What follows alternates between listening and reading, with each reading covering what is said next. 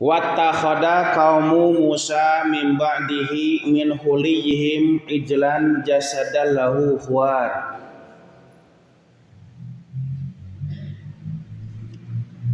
Dan kaum Nabi Musa ittakhadha menjadikan min ba'dihi setelah Nabi Musa pergi ke gunung Sinai untuk memenuhi janjinya dengan Allah, min huliyihim dari perhiasan mereka, ijlan sebuah patung anak sapi, jasadan yang memiliki jasad, lahu khuwar, bahkan patung itu bisa mengeluarkan suara. Nah, ini lanjutan kisah Nabi Musa dengan kaumnya, yaitu Bani Israel. Nah, jadi ketika Nabi Musa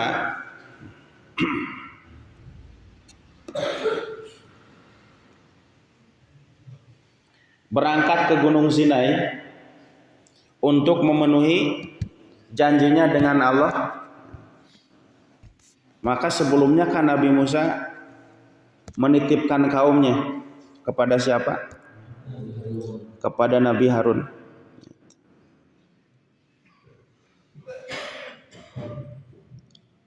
Ayat 142 tuh.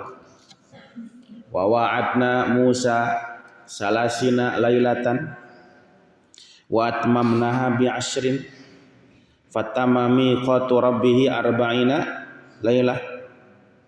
Wa qala Musa li akhihi Harun akhlifni fi qaumi wa aslih wa la tattabi' sabilal mufsidin.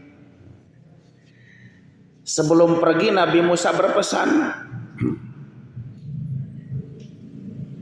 ukhlifni fi qaumi, kata Nabi Musa kepada saudaranya Nabi Harun, ukhlifni fi qaumi, wahai saudaraku Harun, gantikan posisiku.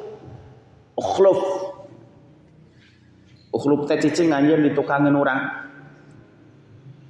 Dari kata ukhluf itu ada kata khalaf, ada kata khalifah, ada kata khilafah. Khalifah ini ja'ilun fil ardi khalifah. Khalifah itu salah satu kosakata yang digunakan dalam bahasa Arab termasuk Al-Quran untuk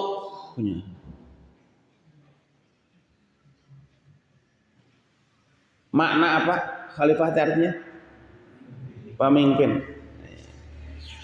Nah, jadi pemimpin dalam bahasa Arab itu disebut khalifah, disebut juga imam, ya. Disebut juga apa? Apa? Amir, disebut juga ro'in, ya. Disebut juga wali ya boleh. Disebut juga apa tuh? Rois. Ya rois al-karim, jangan gitu kaum mabiat. Ya orang silakan. Wahai pemimpinku yang mulia. Nah, masing-masing kata itu ketika diartikan pemimpin ada makna-makna yang bisa menunjukkan makna kepemimpinan itu. Misalnya tadi pemimpin disebut imam. Kunaon disebut imam? Kata imam itu dari amam. Artinya di depan. Sebab pemimpin itu lazimnya ada di depan, bukan sekedar posisinya harus ada di depan orang yang dipimpin, tapi maksudnya pemimpin itu harus menjadi yang terdepan. Sabab ari pamimpin teh tuturkeun menjadi uswah, menjadi teladan. Nah, itu imam. Pemimpin disebut rois.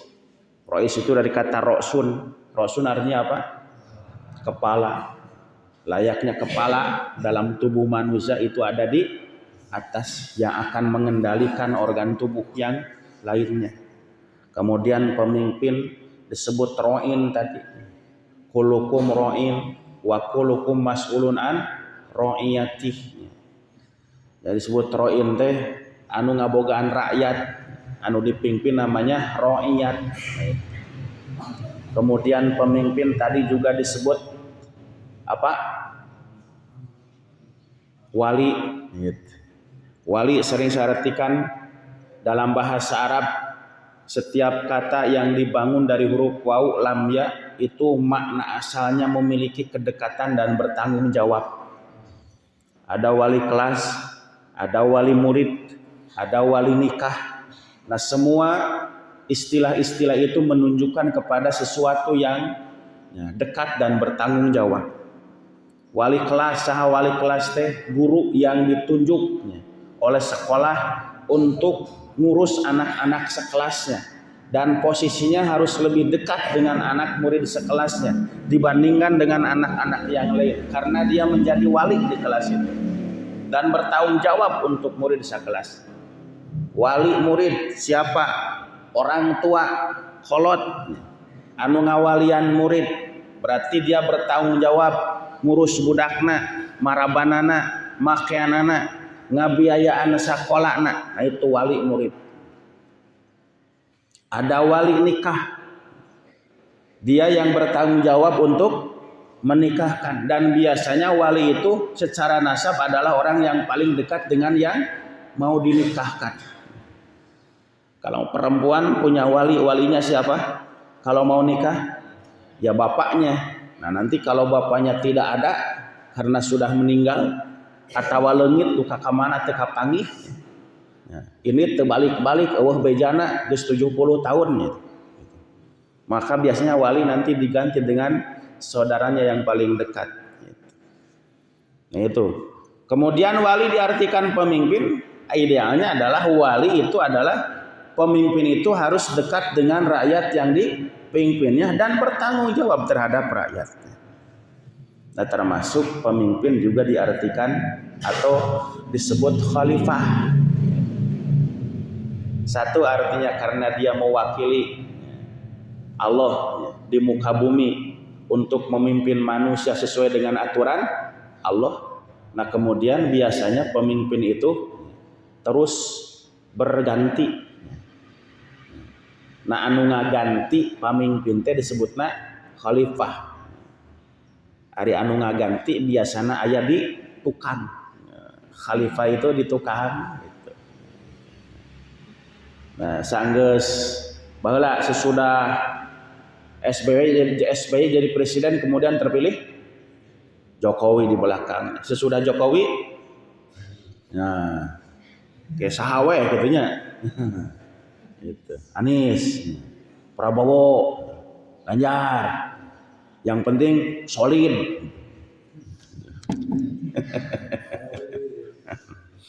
Nah, itu. Jadi kalau pemimpin disebut khalifah karena posisinya ada di belakang yang akan mengganti. Itu. Pemimpin yang sudah dulu memimpin dan sudah habis masa kepemimpinannya. Rasulullah menjadi pemimpin. Kemudian para penggantinya, sahabat-sahabat yang mengganti posisi beliau disebut khalifah. Bahkan sebutan bagi sahabat yang 4 setelah Nabi meninggal, Abu Bakar, Umar, Utsman dan Ali, disebutnya al-khulafa'u rasyidun. Nah, tadi Nabi Musa, ukhlufni, gantikan posisiku nanti setelah aku pergi, wa aslih, dan bereskan urusan mereka, wala tattabi sabilal mufsidin, dan awas kau jangan ikuti jalan orang-orang yang mau berbuat kerusakan. Nah, itu pesan Nabi Musa. Nah, kenapa Nabi Musa berpesan seperti itu kepada Nabi Harun? Karena Nabi Musa sudah mulai merasakan bagaimana kebengalan-kebengalan kaumnya, yaitu Bani Israel sararane. Jadi Eureun lamun ibarat guru mah ya, Nabi Musa teh geus apal ya barudak teh ya. Tukang ngalanggar, matak pesenan ya. Murawi, awas ya. Kalau saya tidak ada nih pesan nih saya, tas ieu.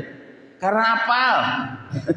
Karena apal budak ieu mah lamun teu diperhatikeun teh sok ya balicet. Nah itu. Nah, karena Nabi Musa sudah tahu kan bagaimana orang-orang Bani Israel kalakuanana teh. Bengalna, baungna, hese diaturna gitu. Sakilang geus dibere nikmat ku Allah, diselamatkan dari kejaran Firaun sampai diseberangkan oleh Allah ke lautan merah, dan mereka selamatnya dari kejaran Firaun. Bahkan bukan hanya sekedar selamat, tapi Firaun dengan tentaranya yang mengajar mereka ditenggelamkan. Artinya apa? Mereka dipastikan merasa aman, anu ngudak geus paraeh kabeh. Jadi tapi da gelo orang Bani Israel baheula. Bukannya bersyukur ya. Tapi bagaimana? Minta kepada Nabi Musa supaya dibikinkan patung sebagai sesembahan. Itu kan ayat yang lalu tuh. Lihat, ayat berapa tuh? Lihat, buka tuh. Ayat berapa tuh? Ayat sudah lewat tuh. Ayat 138. Wajawasna bi bani Israilal bahra fa'atau ala qaumi ya'kufuna ala asnamil lahum qalu ya Musa ij'al lana ilahan kama lahum alihah. Dan kami menyeberangkan Bani Israel ke Lautan Merah. Nah, kemudian setelah mereka selamat dari kejaran Firaun, lalu datanginya. Mereka lewat kepada satu kaum. Ngaliwatan hiji lembur, eta lembur teh masyarakatna keur aribadah, nyembah-nyembah patung. Kata Bani Israel, ya Musa ij'al lana ilahan kama lahum alihah. Musa, tolong bikinin kami patung-patung kayak begitu tuh. Sigana resepnya ibadah siga gitu teh. Kami ingin punya Tuhan seperti yang mereka sembah. Kata Nabi Musa, innakum qaumun tajhalun. Belegug siapa? Punten lamun bahasa Pak Yunus itu paling enak gitu. Belegug. Ya Pak Yunus. Bakat tingku beleweh teh. Geus disalamatkan ku Allah dari kejaran Firaun, bahkan Firaun dibinasakan. Aman, mereka tidak akan mengejar sampai kemanapun. Agus pae lain syukuran ke Allah, tapi kalah erek musyrik ke Allah dengan meminta dibikinkan patung sebagai sesembahan. Nah, jadi Nabi Musa tahu bagaimana karakter Bani Israel. Makanya ketika Nabi Musa mau berangkat meninggalkan Bani Israel, bertemu dengan Tuhannya selama 40 hari itu, pepeujeul pisan ka Nabi Harun. Run ka hadenya ya barudak ya. Nah, gitunya. Enggak mau bahasa orang mah gitunya. Itu geus teh asa-asapan ka Nabi Harun. Run tinggal kade barudak ya. Gitu. Nah, tapi ternyata memang terjadi apa yang dikhawatirkan oleh Nabi Musa itu. Wattakhadha qaumu Musa min ba'dihi min huliyhim ijlan jasadallahu khuwa. Setelah kepergian Nabi Musa menuju ke gunung Tursina, meninggalkan kaumnya selama 40 hari. Apa yang dikhawatirkan oleh Nabi Musa itu terjadi. Namun dina WA mas oleh stikernya. Ini yang saya khawatirkan ini. Ini yang saya khawatirkan ini. Ternyata terjadi. Nah, lewatnya seorang yang bernama Musa Samiri namanya itu ya. Siapa Musa Samiri teh? Sarua orang Bani Israil itu. Nah, itu kalau di surat Toha ya, surat Toha surat keberapa? 20 ya. Nah, disebutkan jelasnya orang yang bernama Musa Samiri itu. Nah, itu bisa kita ada kisah yang sama dengan ayat ini. Di surat Toha itu mulai ayat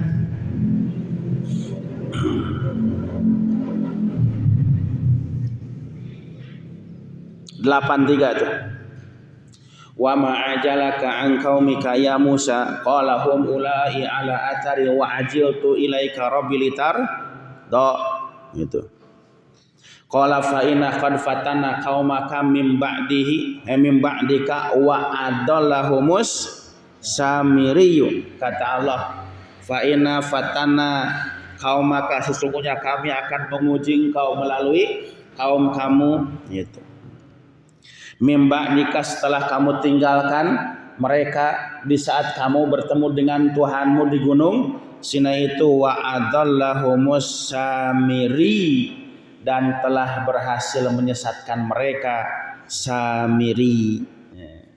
Samiri itu orang Bani Israel yang dipercaya oleh sebagian mereka untuk menjadi pemimpin, termasuk orang-orang yang berpengaruh lahnya, ketua gengna lah gitu ya, ketua gengna Samiri teh. Nah, Samiri kemudian berinisiatif, kan tadi hayang patungnya orang Bani Israel teh oleh Nabi Musa tidak dipenuhi. Ya, geus urang nyarieun cenah mengpeung Musa tidak ada, ya mengpeung Nabi Musa tidak ada, urang nyeun patung we. Maka dibikinlah patung tina naon? Min hulihim, dari perhiasan mereka. Nah, perhiasannya menang di mana? Eta teh cenah meunang ngumpulkeun ti urang-urang Mesir. Anu budak-budak Nabi Musa ka Lautan Merah. Ada satu kal mengatakan begitu. Nah, itu. Dikumpulkeun perhiasan terus dilebur, dicitak jadi patung berbentuk sapi ngan anakna leutik. Lamun gede amanya emasna kudu sabaraha kilo gitu. Nah, maka disebut ijlan itu patung anak sapi. Nah, tapi anehnya, uniknya patung anak sapi made in Samiri itu gitu. Jasadan, ada tubuhnya. Nah, ini terjadi khilaf, beda pendapat di kalangan ahli tafsir. Ada yang mengatakan jasadan bertubuh itu memang seperti dalam tafsir Al-Baydawi disebutkan jasadan itu artinya badanan dalahmin wadamin. Nya aya awakan itu getih jeung daging. Jadi perhiasan yang dibikin menjadi patung itu berubah menjadi sapi beneran gitu. Jadi aya dagingan, aya getihan gitu. Lahu huwar, terus bisa bersuara. Nah, tapi ada juga yang berpendapat enggak, henteu jadi daging ya, henteu jadi aya getihan teh. Patung mah patung we anggar berbentuk logam itu. Tapi kenapa bisa bersuara? Nah, itu teknik yang dibuat oleh Samiri. Di rongga mulutnya itu dibikin satu rekayasa yang apabila tertiup oleh angin itu akan mengeluarkan suara. Memang suaranya seperti suara sapi. Kumaha suara sapi teh? Mo. Gitu. Jadi kalau katiup angin teh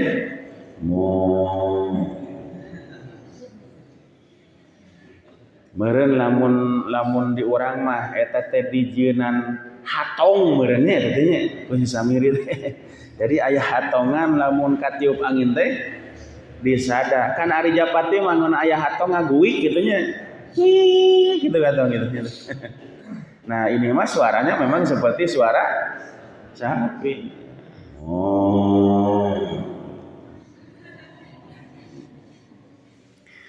Nah, padahal ternyata memang nalika dicabak mah ya itu patung ya.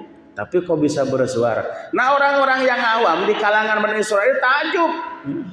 Kok bisa aya patung bisa ada. Nah, tapi kalau untuk zaman sekarang mah teu anehnya.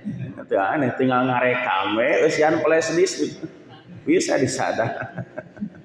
Bisa disada. Bahkan bisa jadi lempang ayeuna mah ya. Bisa juga joget ayeuna mah ya.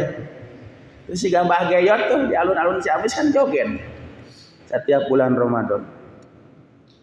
Itu dengan rekayasa teknologi.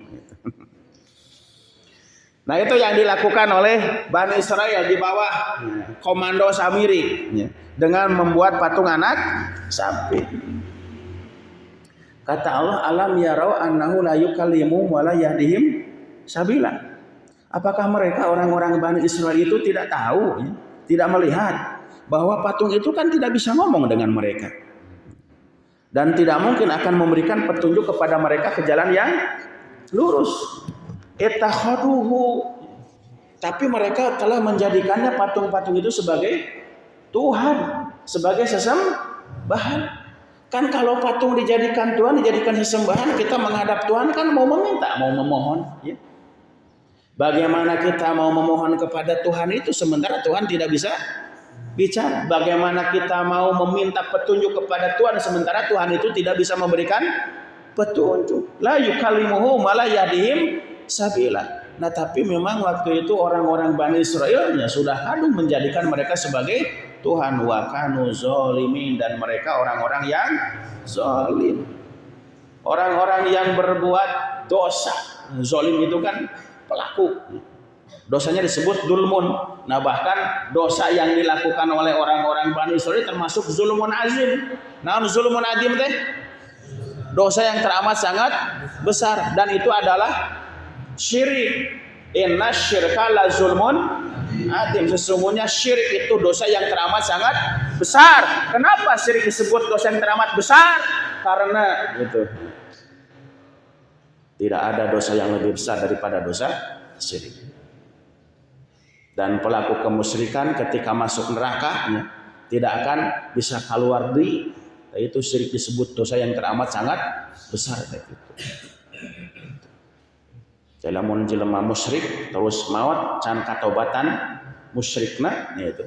Nepi ka maut dalam kemusyrikan, maka pinari jahannama kholidina fiha. Itu disebut dolim itu karena mereka telah melakukan kemusyrikan kepada Allah, dan itu adalah dosa yang teramat sangat besar. Nah, walama sukita fi aidihim wa ra'au annahum qaddallu qalu la illam yarhamna rabbuna wa yaghfir lana lanakunanna minal khosirin. Walama sukita fi aidihim, dan ketika mereka menyesali perbuatannya itu. Kata sukito fi aidihim kinayatun anis tidadi nadamihim fa inna nadima ya'adu yadahu ghaman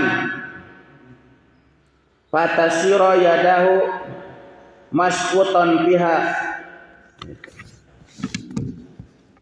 Kalau kata sukito fi aidihim itu diartikan penyesalan, hanya kaduhum. Nah ini bahasa kinayahnya. Jadi sukito fi aidihim itu artinya orang-orang yang menyesal. Karena biasanya orang yang menyesal itu suka mengekspresikan dengan salah satunya dengan cara menggigit jarinya sampai jarinya digegal nepi ka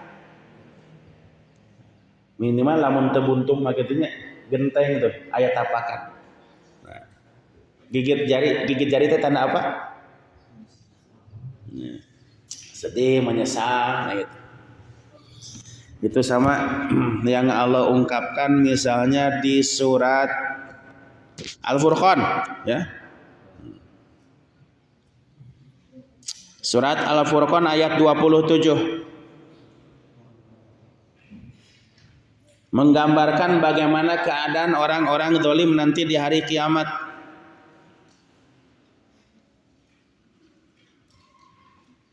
Al-mulku yauma idzinil haqqu lirrahman wa kana yauman 'alal kafirin asira. Ayat 26-nya itu. Al-mulku kekuasaan yauma idzinil haqq lirrahman, pada hari itu hak milik Allah yang Maha Rahman. Hari apa? Hari apa hari itu? Hari kiamat. Hei, hari kiamat itu. Jadi kata Allah, di hari kiamat kekuasaan mutlak penuh milik Allah.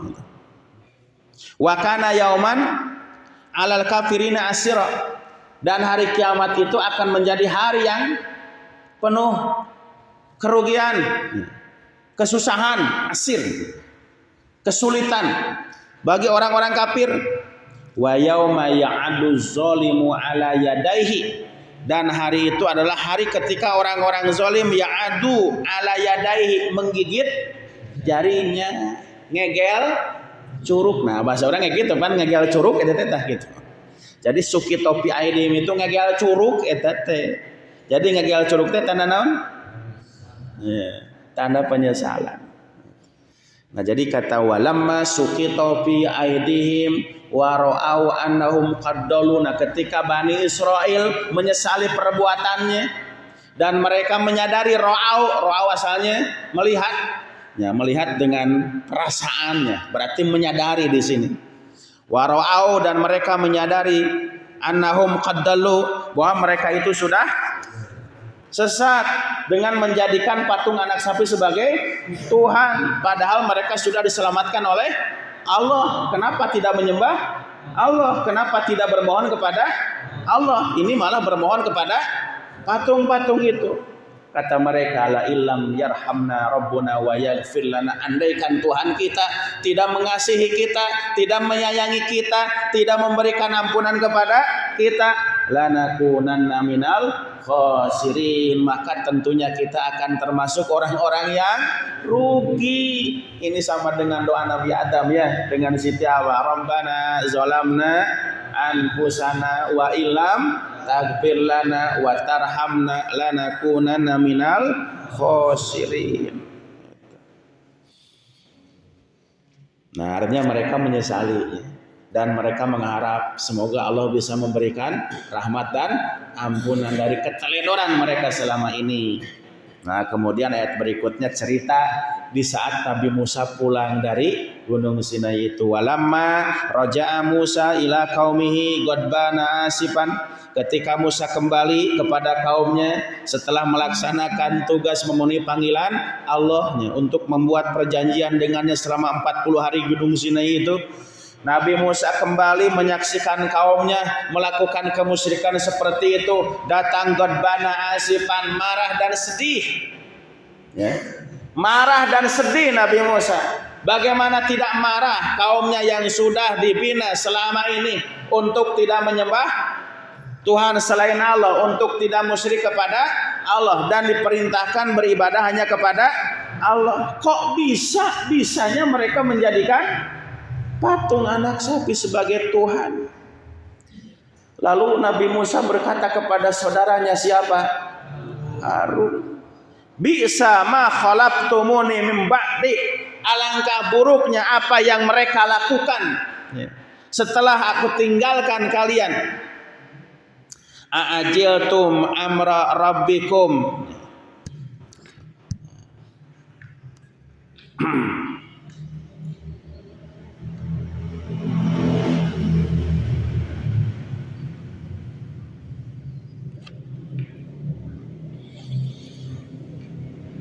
apakah kalian akan menyegerakan urusan dengan Tuhanmu? Apa maksudnya? Apakah kalian akan menyegerakan urusan dengan Tuhanmu? Apa maksudnya?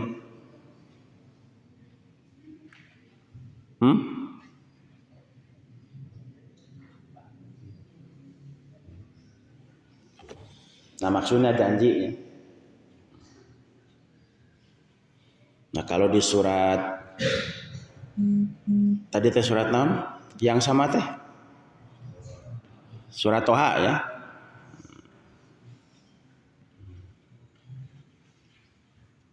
Surat Toha. Ayat berapa tadi teh surat Toha teh?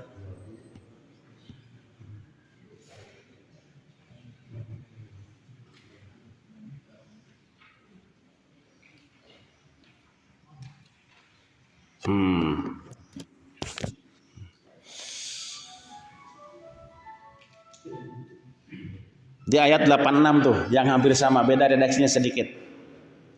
Kalau di surat Thaha, faraja'a Musa ila qaumihi ghadbana asifan qala ya qaumi alam ya'idkum rabbukum wa'dan hasana apa tola alaikumul ahdu am aradtum am an yahila alaikum ghadabum mir rabbikum fa akhlaqtum mau'idi. Nah, kalau di surat Thaha ayat 86 redaksinya begitu tuh.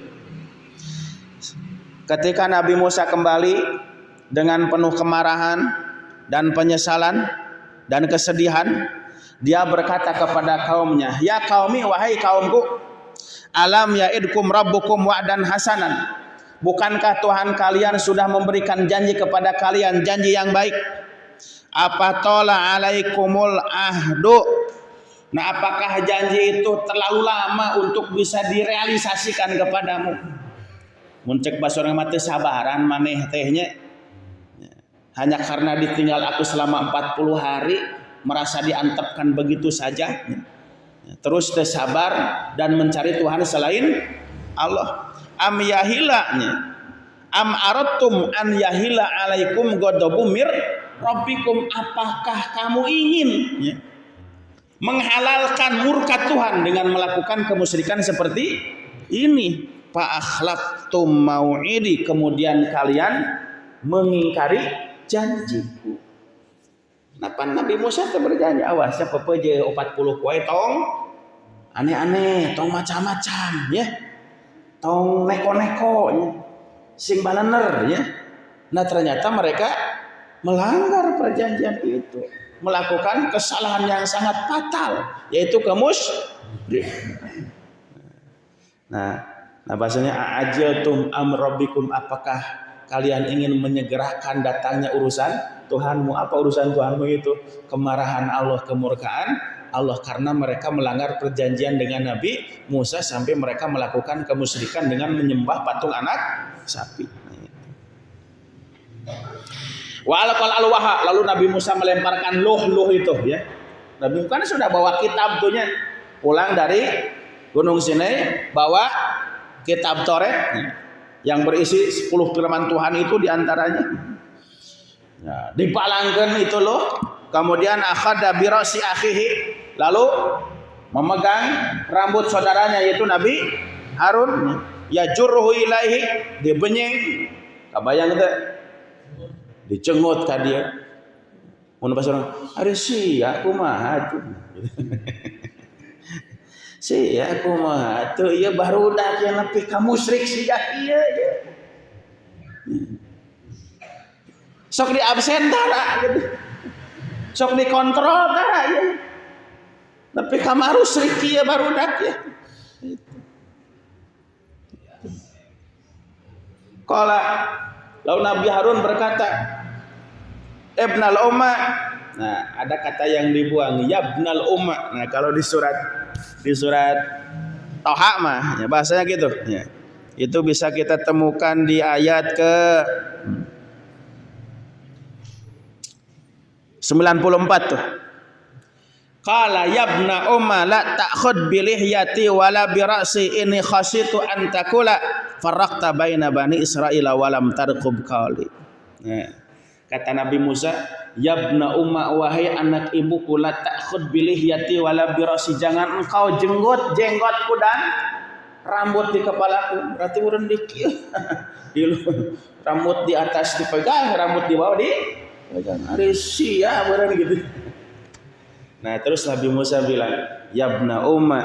Nah, kalau di sini mah innal qaumas tad'afuni wa kadu yaqtulunani fala tusmit bial a'da wala taj'alni ma'al qaumid zalimin. Mun cek urang makan, tenang atuh. Saya juga tidak membiarkan mereka digenggerkeun, dihudangkeun gitu. Tapi dah hares deui gitu. Ditungguan ya, tapi kalau hares we gitu. Itu kata Nabi Harun kepada Nabi Musa, tenang, lain tadi gawean ieu teh. Lain tadi kontrol ieu teh, lain tadi absen ieu teh gitu. Nah, ngan kaumku istad'afuni, melecehkanku, menganggap lemah, tadi anggap. Padahal meureun kakarek alumni tahun kamari cek Bani Israil teh gitu. Dianggap sapantar kitu nya. Nabi Musa teh. Nah jadi Nabi Musa teh murabi gitu. Murabi. Karena dianggap sapantar gitu nya. Cenah kira-kira si Harun nya tukang martabak baheula mah apal urang ge.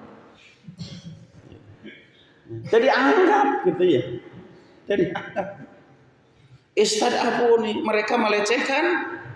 Itu dianggap murabi, itu dianggap punya wibawa lah, cenah udah kamari lah, apal modalna oge gitu. Wa kadu yang tulunani. Mun apa cenah kaum Musa? Iya, Bani Israil rek maehan urang. Gusti bawa kaju rek ditenggeulan. Karena dianggap lah cenah lain ustad ieu ya masa kadar murabi komo pengabdian mah cenah galitah we. Itu. Istad'afuni wa kadu yaqtuluni fala tusmit bil a'da. Janganlah engkau jadikan al-a'da musuh-musuh kita merasa senang dengan engkau memperlakukan aku seperti ini. Kayak mereka emrak tuh jono Pak Haji sarekan murabi, Pak Haji sarekan murabi itu mun aya namanya. Jangan mereka emprak karena melihat engkau memarahi aku. Wala taj'alni ma'al qaumi dzalimin, dan jangan engkau jadikan aku bernasib seperti orang-orang dolim. Nah kemudian setelah diingatkan begitu Nabi Musa sadar ya bahwa itu bukan kesalahan Harun, dan dielingan mah diingatkan awas ya tong macam-macam, tapi da anger ngarange Bani Israil ngeyel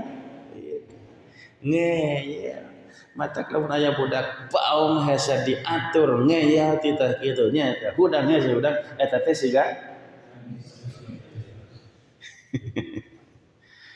Nah terus Nabi Musa bermohon kepada Allah, berdoa kepada Rabbi firli wa li akhi wa adkhilna fi rahmatika wa anta arhamur rahimin. Ya Allah Tuhanku, ampunkanlah aku dan saudaraku ya. Karena aku lalai membina kaumku sampai mereka melakukan kemusyrikan. Wa adkhilna fi rahmatika, dan masukkanlah kami ke dalam rahmatmu. Wa anta arhamur rahimin, dan engkau adalah sebaik-baiknya orang yang bukan orang, sebaik-baiknya zat yang memberikan rahmat. Engkau itu arham. Ada si arham? Irham. Arhamur rahimin itu yang sangat penyayang dari sekian banyak para penyayang. Jadi kalau ada orang yang begitu sangat menyayangi kita, siapapun dia, orang tua kita, saudara kita, atau orang-orang terdekat kita, begitu sangat sayang kepada kita, maka tidak ada yang paling menyayangi kita kecuali Allah. Bagaimana sayangnya suami kepada istri, bagaimana sayang istri kepada suami, bagaimana sayang orang tua kepada anak, bagaimana sayangnya anak kepada orang tua. Tidak akan ada yang bisa melebihi sayangnya Allah kepada hamba-hambanya. Maka diserulah Allah dengan sifat arhamur rahimin oleh Nabi Musa. Rabbi firli wa li akhi wa adkhilna fi rahmatika wa anta arhamur rahimin. Ya Allah, ampunkanlah aku dan saudaraku, masukkanlah kami ke dalam rahmatmu, karena sesungguhnya engkau adalah zat yang sangat penyayang dari sekian banyak orang-orang yang memiliki rasa sayang. Sami'na wa ata'na ghufranaka rabbana wa ilaikal masir. Shadaqallahul azim. Subhanakallahumma wa bihamdika asyhadu an la ilaha illa anta astaghfiruka wa atubu ilaik. Assalamualaikum warahmatullahi wabarakatuh.